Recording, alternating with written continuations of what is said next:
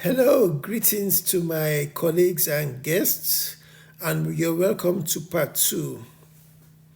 Now, let's talk about empowerment and inspiration. Here is a summary of my journey. I dabbled into voluntary work. My intention was to add value to the religious organization. I worked as the public relations secretary. Excuse me. I also worked as economic empowerment secretary, treasury secretary, etc. It was during my short spell as the economic empowerment secretary that I decided on my journey. I then worked on this dream and decided it shall be my legacy project. Now let's talk about entrepreneurship. Entrepreneurship is mainly about running a business.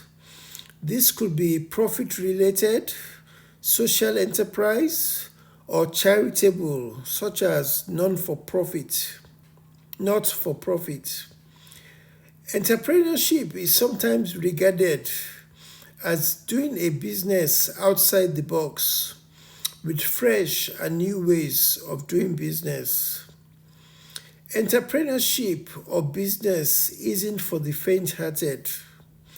However, if you do your homework right and carry out due diligence, the chances of success are high and the rewards could be enormous. Will you wait to get a job? Will a job suit your needs? Will it suit your lifestyle? Could you explore alternatives or complements? Will you like to optimize your potential? Do you need ideas? Will you love to explore your options? If yes, please book a chat with Jack Lookman by visiting jacksempowerment.com. You could also search for Jack's Mentoring 101. Now I'll tell you a bit about my entrepreneurial journey. I'll summarize it. I have a creative mind with loads of business ideas.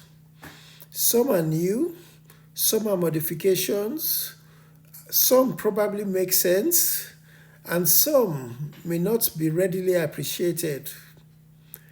As my list of ideas are so long, with no realistic prospect of me actualizing all of them on my own, I decided to create content and share and then cherry pick the ideas of choice and practicalize them. I do a lot of journaling, capturing most of my brainwaves. In my last spell in paid employment, I decided strategically not to chase position. In my opinion, it would be lots of added responsibility with little additional income. It could also derail me from my entrepreneurial pursuits. I decided to invest in my entrepreneurial dreams. I attended different courses and seminars, both online and offline. I also continue to find knowledge and to learn. And note, some of my learning was for my kids. I decided on becoming a digital entrepreneur because it ticked most of my boxes. It ticked the legacy box, it ticked the impact box, it ticked potential income box, it ticked the flexibility box, etc. I've stumbled sometimes, I've lost money, I've been hungry, etc. But because this is my passion, I keep treading on. At the moment, I'm not financially rich, but in my industry, riches could actually come overnight. You can find links to my products and services by visiting jacklookmanlimited.com.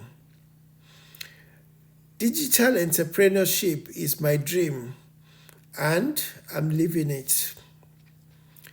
Now I'll touch on a few entrepreneurial ideas. There are loads of them on the internet. For example, blogging, affiliate marketing, podcasting, YouTube, social media, newsletters, email marketing, publishing, online courses, etc. Now, let me talk about finding your purpose. Different people have different purposes. Some find it in early or middle, some find it in early, middle, or later in life. Some study engineering, but it may not be their calling. Dr. Ali Abdal is a young medical doctor, but he made his millions or billions through content creation and has impacted many lives. Simon Colson was more or less my introduction to the digital entrepreneurship space. He probably qualified as an engineer, but he's made a fortune in digital entrepreneurship. He has impacted several thousands. Ashiwaju Sam Harvard spent about 5 to 7 years in a Nigerian university studying physics. He eventually probably made a third class. In his spare time, he studied affiliate marketing on YouTube. He's probably a millionaire or billionaire. As a matter of fact, I also made some money through his platform passively. He impacted several people. He's also actually impacted several people. The late Michael Jackson, his purpose was found, or should I say imposed, while he was less than 10 years old.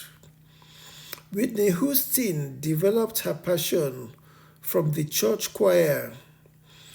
Mr. Saunders of Kentucky Fried Chicken, also known as KFC, made his breakthrough at about age 65.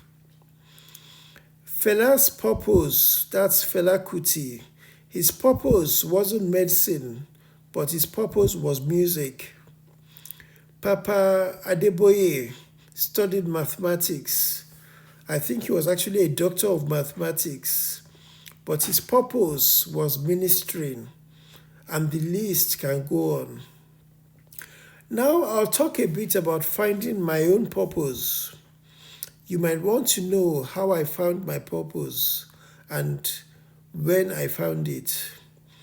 I found it while volunteering. When I was in my 40s, that was when I found it. My role as Economic Empowerment Secretary was the trigger. I then explored my options by researching, investing, praying, learning, and taking action. I then use content creation as well as mentoring and coaching to achieve my aims. Like is often said, you are most likely to find if you search. The searching may be through your effort and your striving. You can get it if you really want, but you must try severally. You'll succeed at last. Those are edited words of Elder Jimmy Cliff. And by the way, it's never too late. Now let's talk a bit about Nigeria. Could Nigeria succeed? As an optimist, I'll say yes. However, it demands a lot of work. There will also be pain and sacrifice. Like they say, nothing good comes easy. They also say, where there is a will, there is a way. If we are intentional at succeeding, and if God grants us grace, we could possibly succeed within a decade. Now, let's talk about adding value to Nigeria. A lot of us probably sit on the fence watching the country slide away. We don't get involved in politics and may not leave our comfort zones. The problem is that when it rains, it shall rain on us all, on us and on our generations as well. As elites, we need to think of ways and means to add value to our country. We need to research best practice. We need to constructively and intentionally rub minds. We need to share ideas constructively. We could effectively leverage technology and leverage the internet. We could work on our youths as well as our teenagers. They may be young today, but in a short while they will grow. We should work on their mindsets and build strong foundations. We shouldn't leave it all to the classroom teachers or just to their parents. Just as I said earlier, when it begins to rain, we shall all get wet. Let's give it some urgency. Let's be intentional. Let's pray for guidance and direction. Let's act in our various little ways. After all, help comes to those who help themselves. Now, let's talk about benefits of giving. Some of us think of ourselves, our children, our family. It's just about us and us alone. What happened to giving and sharing? Being our brother's keeper. What happened to receiving in the act of giving? Isn't the sky capable of accommodating one and all? Does one candle lighting another diminish its quality of light? What's happened to our values, the strong values we grew up with? Sometimes when you give to Him, the reward may come through her. We need to ingrain these habits and values in our young ones, teaching them to give in cash or kind. Probably this may be one of the building blocks for greater tomorrows. Did you get any value from this presentation? If so, please register your feedback. You could also visit jacklookmanlimited.com for our range of products and services. If what we do resonates with you and you wish to take further action, please contact me via book a chat with Jack Lookman. You could find this at jacksempowerment.com. Thank you very much for your time. This is Jack Lookman signing off. Ireo, Ire Kabiti. And by the way, this is only about half of the content prepared. Other videos are available at jacksempowerment.com. Just search for Sharing and Caring Committee. The session consists of 4 parts. The remaining two parts, they include content on impacting society positively.